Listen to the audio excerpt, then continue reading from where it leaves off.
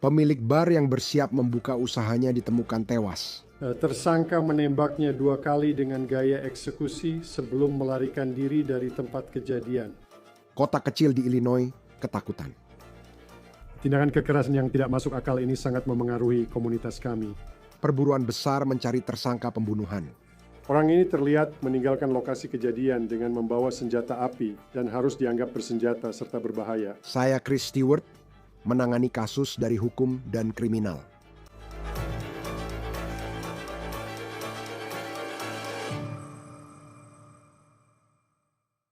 Kita harus membicarakan kasus dari Illinois ini karena memang sangat tragis. Kasus ini mengerikan, menakutkan, dan sangat sulit untuk dipahami. Kisah ini tak hanya membuat sedih, tapi juga menimbulkan emosi negatif dan kemarahan setelah mengetahui tentang tersangka yang baru ditangkap. Bayangkan diri Anda dalam situasi ini.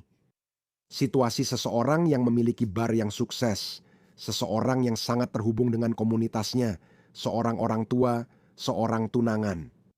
Semua ini terjadi di usia 30 orang ini punya hidup sangat seimbang. Anda membuka bar lokal dan bersiap mulai bekerja. Anda menyambut para pelanggan yang sudah Anda kenal dan cintai, dan Anda berharap bisa bertemu wajah-wajah baru. Mungkin juga seiring bisnis Anda terus berkembang.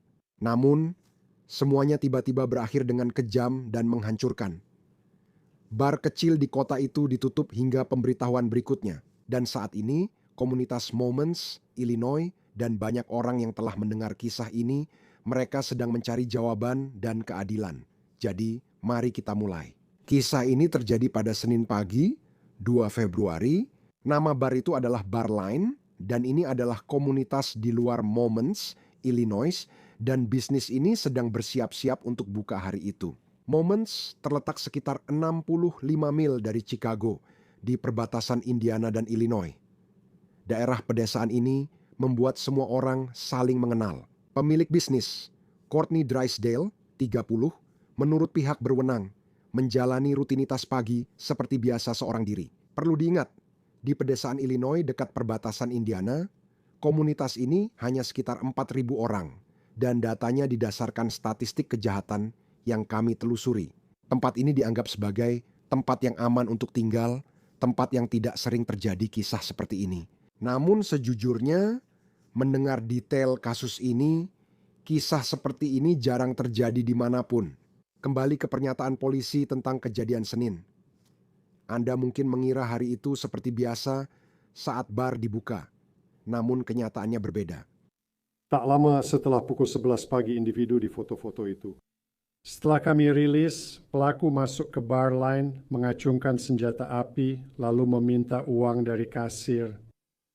Courtney akan segera membuka pintu hari itu. Kini ia menghadapi mimpi terburuknya.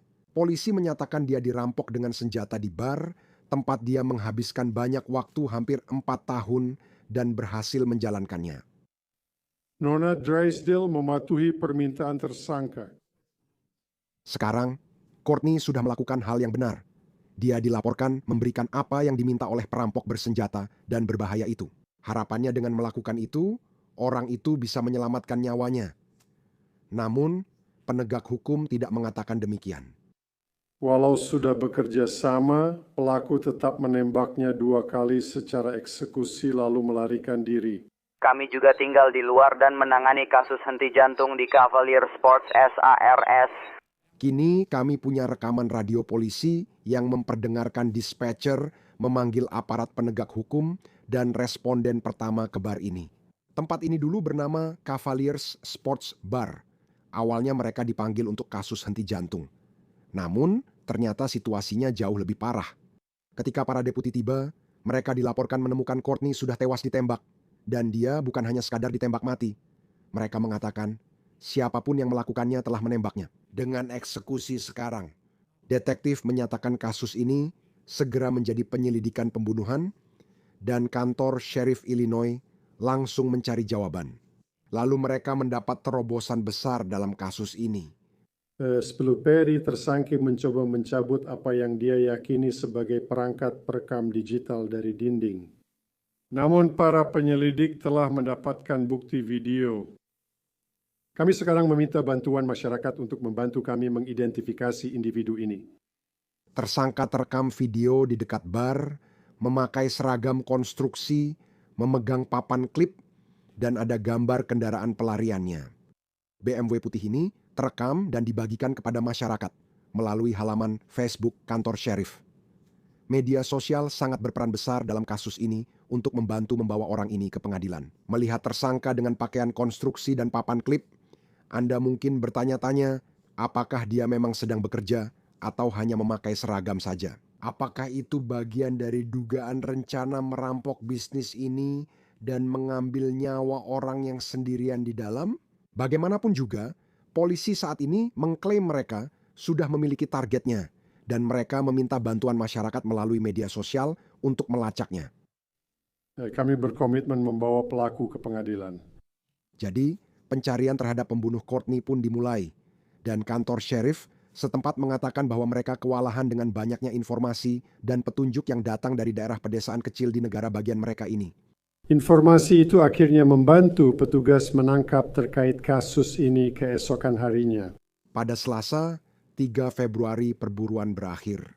Lebih dari 26 jam sejak insiden keji ini, petugas dari lembaga kami serta Departemen Kepolisian Hammond dan Satuan Tugas Buronan Regional Great Lakes United States Marshals menangkap Julius E. Burks Jr. yang berusia 47 tahun atas pembunuhan Courtney. Dalam sehari lebih, tersangka Julius E. Burks Jr., 47, terlihat dan ditangkap di Indiana, seberang perbatasan negara bagian. Dia ditangkap di Hammond, Indiana, yang berjarak sekitar 36 mil dari lokasi kejadian, tempat dia diduga menghilangkan nyawa Courtney Drysdale. Di bar miliknya selama beberapa tahun, menurut kantor Sheriff Kankakee County, Illinois, Burks kini ditahan di Indiana. Disinilah kendala hukum muncul karena kejadian ini melibatkan beberapa negara bagian. Dia sedang menunggu sidang ekstradisi untuk kemudian dikirim kembali ke Illinois, di mana dia pada akhirnya akan menghadapi hakim. Tragedi mengerikan ini terjadi, namun penangkapan membawa sedikit lega bagi masyarakat karena pembunuh diduga sudah ditahan. Namun masih banyak pertanyaan mengapa orang ini diduga ke bar itu. Bagaimana mereka tahu bahwa bar ini akan menjadi tempat di mana seorang wanita akan berada di sana sendirian, sedang bersiap untuk membuka? Mengapa dia diduga jadi target? Terima kasih kepada semua yang telah membantu dan mendukung penyelidikan kami saat masyarakat bersatu seperti ini untuk menyingkirkan individu berbahaya. Ini tidak hanya memberikan ketenangan dan kedamaian bagi keluarga yang berduka, tetapi juga memberikan rasa aman kepada seluruh komunitas kita. Ini adalah cara untuk memberitahu mereka yang melakukan kejahatan mengerikan seperti itu bahwa mereka tidak diterima di komunitas kita dan bahwa mereka pantas menghabiskan sisa hidup mereka di balik jeruji besi. Sekarang, tersangka ini adalah subjek dari kejahatan yang kejam dan tragis. Yang makin mengganggu, penegak hukum bilang ini bukan kali pertama dia bermasalah dengan hukum. Burks sudah akrab dengan sistem peradilan pidana kita. Detail spesifiknya kemungkinan akan diungkapkan di pengadilan pada waktu yang tepat. Saya bisa katakan dia memiliki masa lalu yang penuh kekerasan, yang menunjukkan bahwa seharusnya dia tidak berada di jalanan kita sejak awal. Ada tersangka dengan masa lalu kekerasan? Belum jelas kapan catatan kriminalnya dimulai. Sheriff mempertanyakan kenapa dia masih bebas, dan Anda mungkin bertanya apakah dia sedang dalam masa percobaan. Apakah dia pernah dipenjara? Saat ini belum jelas, tapi akan terungkap saat kami mengikuti cerita ini dan proses hukum berjalan. Saat ini kita tahu Burks menunggu ekstradisi ke Illinois, tempat dia akan menghadapi dakwaan atas kematian Courtney. Dalam penyelidikan masih banyak pertanyaan tak terjawab. Kasus ini masih diselidiki dengan banyak tugas penting bagi penyidik dan kantor kejaksaan Kankakee County. Saya ingin meyakinkan masyarakat bahwa pelaku sudah ditangkap dan ditahan. Jadi ketika kita mulai cerita ini, saya membicarakan tentang wanita berusia 30 tahun Courtney Drysdale. Kita membahas tentang kehidupannya dan segala sesuatu yang berjalan baik dalam hidupnya. Hal-hal yang membuatnya menjadi orang yang istimewa. Menurut kenalannya, dia pekerja keras. Laporan lokal merinci rencana Courtney membeli bar lain. Setelah itu, Dia adalah seorang bartender di tempat itu selama beberapa tahun, dan dia memang membeli bar itu, dan dia menjadi bukan hanya bartender yang sukses, dia juga menjadi pemilik bar yang sukses selama 4 tahun sendirian. Staf menyukainya, para pelanggan juga menyukainya, dan selain menjadi pemilik usaha, Courtney adalah seorang ibu dari putri yang masih bersekolah, dan dia juga sudah bertunangan untuk menikah dengan pasangan yang penuh kasih.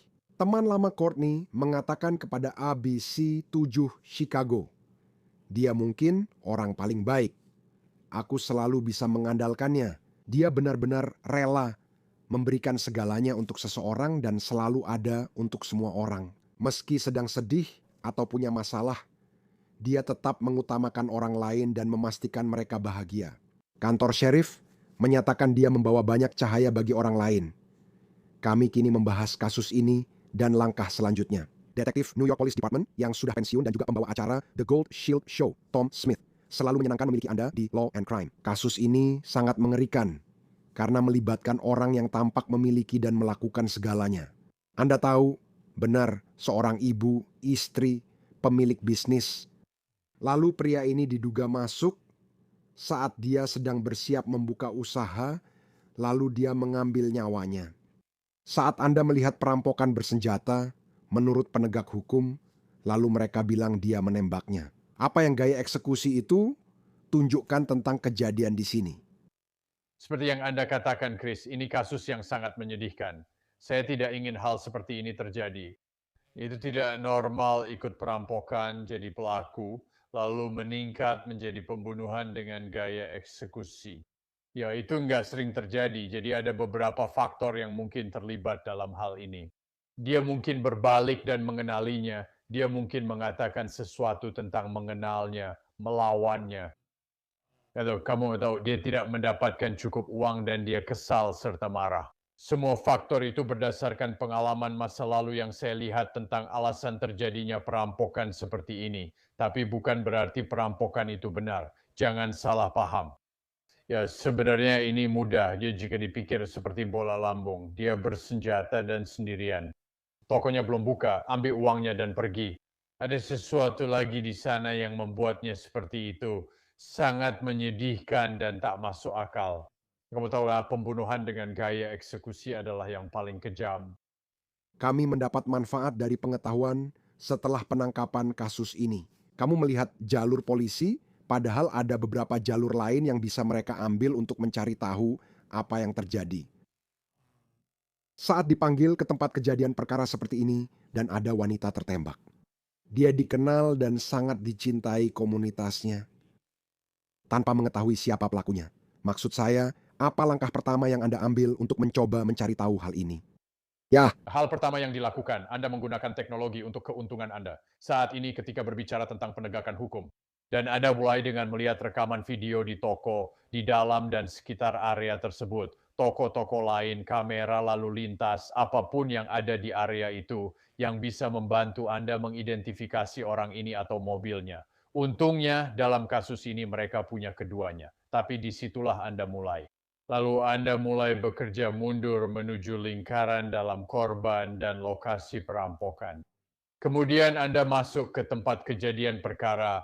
Apakah ada DNA, bukti yang tertinggal, atau senjata yang digunakan? Semua itu Anda mulai dengan bagian menarik, mengidentifikasinya, lalu memanfaatkan kamera. Kemudian Anda masuk ke tempat kejadian perkara dan mengumpulkan lebih banyak bukti. sebagai orang luar dalam kasus ini, maksud saya, Anda tahu, mendengar bahwa dia ditembak dengan gaya eksekusi, Anda tahu, sebelum penangkapan dilakukan, dan mereka merilis gambar orang yang mereka yakini bertanggung jawab. Saat mendengar itu, Anda mengira ini pribadi atau ada hubungan dengan dia. Tapi menurut polisi, ini hanya perampokan bersenjata. Mereka belum menyebutkan apakah dia pernah punya hubungan dengannya di masa lalu. Tapi saat melihat cara dia ditembak, apakah itu bisa menimbulkan salah paham? Di mana Anda ada anggota keluarga di sini yang bermasalah dengannya di lingkaran dekat. Berbeda jika ini adalah seseorang dengan riwayat kekerasan yang melihat peluang, masuk ke bar, dan diduga melakukan hal mengerikan. Sebagai detektif, Anda harus selalu masuk ke tempat kejadian perkara dengan pikiran terbuka tanpa prasangka, apapun kasusnya. Oh, saya pikir ini terjadi karena kemudian pikiran itu akan menguasai dan akan menuntun Anda ke jalan yang salah, atau mungkin ke jalan yang salah. Jadi Anda selalu ingin masuk dan memiliki pikiran yang benar-benar terbuka dan jernih bahwa siapapun bisa saja melakukan ini. Dan itulah mengapa Anda mulai kemudian menguraikannya ke latar belakangnya, latar belakang bar, lingkungan sekitar, pola kejahatan lain, orang lain yang pernah terlibat dalam hal seperti ini. Di mana mereka Anda tahu pelaku sebelumnya di dalam dan sekitar area itu. Apakah ia di pola, bahkan di kabupaten yang berdekatan, yang mirip dengan ini? Mulai sekarang, manfaatkan sumber daya Anda dengan menghubungi departemen dan pemerintah daerah lain untuk mencari kesamaan. Dalam kasus pembunuhan atau perampokan, ini bisa membantu Anda mengidentifikasi seseorang. Dalam kasus ini, mereka menyebarkan foto sebelum penangkapannya tersangka Julius Burks. Dia berusia 47 tahun dan mereka menyebarkan fotonya. Dia memakai rompi keselamatan dan membawa papan klip. Tapi kita tidak tahu siapa orang ini. Maksud saya, ketika Anda melihat itu dan melihatnya, maksud saya, bagaimana Anda mencari tahu siapa sebenarnya orang itu dan kemudian memulai perburuan untuk mencoba menemukannya? Ini bagian terbaiknya. Ya, detektif polisi ingin mengidentifikasinya, tapi kita tidak perlu melakukannya karena pasti ada seseorang yang mengenalnya dan seseorang akan membantu kita. Itulah alasan utama membagikan video, foto, atau apapun yang kamu miliki, karena pasti ada yang mengenali dia, mobil, lokasi, daerah, atau pakaiannya.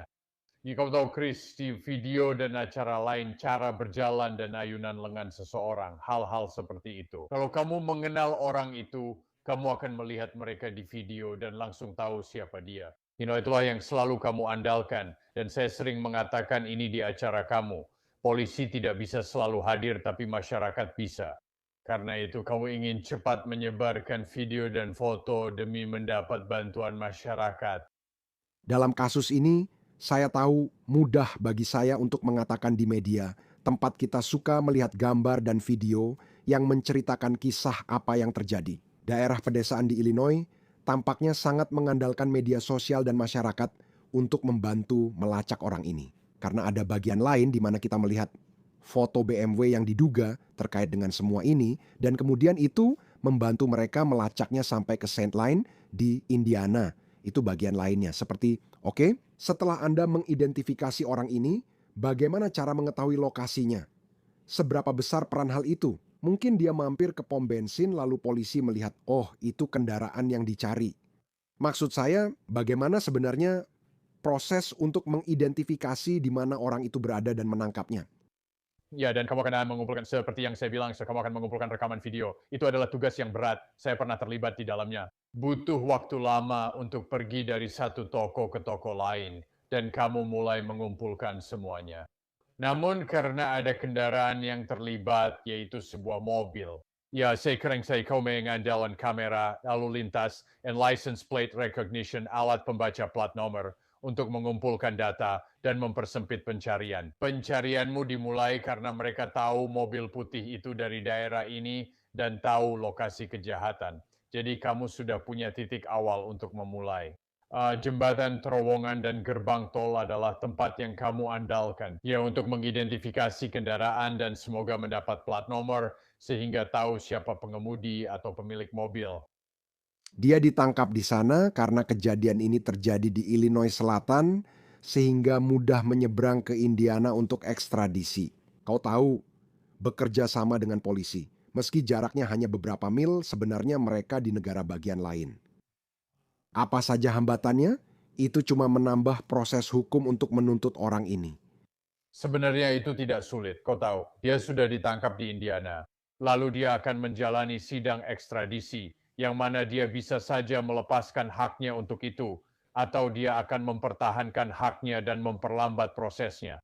Ya, membawanya kembali ke Illinois bukanlah masalah besar, tapi jika dia tidak melepaskan ekstradisi kembali ke Illinois, itu memang butuh mungkin sekitar seminggu lagi untuk mengadakan sidang lain untuk menyelesaikan semuanya dan mengirimnya kembali. Ya, jika dia melepaskannya semuanya jadi sederhana dan dia akan dibawa ke Illinois untuk menghadapi tuduhan. Kami tidak tahu detail masa lalunya, tapi penegak hukum bilang dia punya sejarah kekerasan. Jadi, dengan asumsi bahwa pada suatu saat kita akan mendengar dan itu akan, kamu tahu, entah dia pernah menjalani hukuman di suatu tempat, atau dia pernah ditangkap, mungkin dia sedang dalam masa pembebasan bersyarat. Seberapa besar catatan kriminal seseorang sebelumnya berpengaruh ketika Anda melihat penuntutan kasus yang mengerikan seperti ini? Maksud saya, ini bisa saja menjadi pertama kalinya dia berurusan dengan hukum. Ini tetap tuduhan serius yang bisa membuatnya dipenjara seumur hidup. Bagaimana masa lalunya memengaruhi penuntutannya dalam kasus berat seperti ini? Sayangnya bahwa masa lalunya tidak bisa dijadikan bahan persidangan, jadi kamu harus fokus pada alasan dia di penjara. Apakah itu terkait motifnya? Tentu karena masa lalunya dan alasan dia berbuat seperti ini. Mungkin dia pernah melakukan perampokan lain sebelumnya. Tapi ketika harus menuntut dia atas kejahatan ini, kejahatan masa lalunya tidak akan bisa diterima di pengadilan. Ya, tidak pada apa sih, jika mereka sudah cukup bukti, kamu tak perlu melakukannya. Dia hanya bisa masuk jika dia membuka pintu sendiri dan berkata sesuatu, seperti kata pihak pembela soal membuka pintu ke masa lalunya. Ya, tapi kebanyakan pengacara pembela tidak akan melakukan itu. Dan ketika berbicara soal motif, dan saya tahu kita sudah pernah membahasnya sebelumnya, memang bagus kalau ada, tapi sebenarnya tidak wajib ada. Tapi kamu tahu saat ini semuanya terasa sangat acak. Sebelumnya, sudah ada informasi yang keluar tentang kenapa bar ini, bagaimana dia tahu bahwa dia akan berada di sana pada waktu itu, mengetahui bahwa mungkin dia akan sendirian. Seberapa penting informasi-informasi itu dalam menuntut kasus ini? Ya, itu membuat kasusnya menjadi lebih besar karena membuat kasusnya lebih kuat. Karena sekarang Anda punya narasi, Anda tidak hanya Anda tahu melihatnya dari sisi penuntut, Anda tidak hanya berkata, baiklah, dia masuk ke sana, dia menembaknya. Itu akhir ceritanya. Sekarang Anda membangun sebuah cerita tentang mengapa dia melakukan ini. Dan juri menyukai itu. Juri suka mendengar alasan-alasannya. Anda tahu, itu memang tidak wajib bagi penuntut, tapi itu sangat berpengaruh pada juri. Dia mengenalnya, nggak bilang ini, atau mulai melawan, atau apapun kasusnya. Dalam situasi atau aktivitas kriminal apapun, juri suka mendengar motif dan alasan mengapa. Jika kamu punya itu sangat membantu penuntut dan membuat pembela terdesak karena harus membela hal tersebut. Saat kamu menyaksikan perampokan bersenjata, situasinya menakutkan bagi semua yang terlibat, dan kamu tahu itu jelas perampokan bersenjata. Tapi kamu tidak tahu apakah orang itu benar-benar akan memakai senjatanya. Maksudku, seberapa sering kamu lihat kasus seperti ini? Pernahkah ada seseorang datang dan situasinya jadi sekeras di bar ini, di Illinois? Sebagian besar perampokan memang keras karena alat yang dipakai, tapi mayoritasnya tidak berakhir seperti ini karena perampokan biasanya berlangsung cepat. Pelaku hanya ingin masuk, ambil uang, lalu pergi. Semakin lama di sana, makin banyak perhatian yang datang. Semakin lama mereka berada di lokasi, semakin besar kemungkinan ada orang yang melihat mereka, ada orang yang datang, ada orang yang memperhatikan mereka pergi, atau apapun itu. Sebagian besar perampokan terjadi sangat cepat, masuk lalu keluar. Ambil uang yang kamu butuhkan lalu segera pergi dari sana. Membunuh seseorang adalah tindakan yang sangat jauh berbeda. Kasus ini sangat menakutkan dan tragis. Wanita berusia 30 tahun ini sudah bertunangan, punya putri, dan pemilik usaha. Kamu mungkin berpikir ada seseorang dengan masa lalu kekerasan diduga melakukan kejahatan mengerikan. Kita lihat bagaimana kasus ini di pengadilan nanti. Tom Smith, pensiunan detektif New York Police Department, dan rekan pembawa acara The Gold Shield Show. Senang Anda hadir di Law and Crime. Terima kasih sudah berbicara. Terima kasih, seperti biasa Chris. Saya menghargainya. Itu saja untuk On The Case dari Law and Crime. Berlangganan di YouTube, Spotify, dan kini episode tersedia di Peacock. Saya Chris Stewart. Sampai jumpa.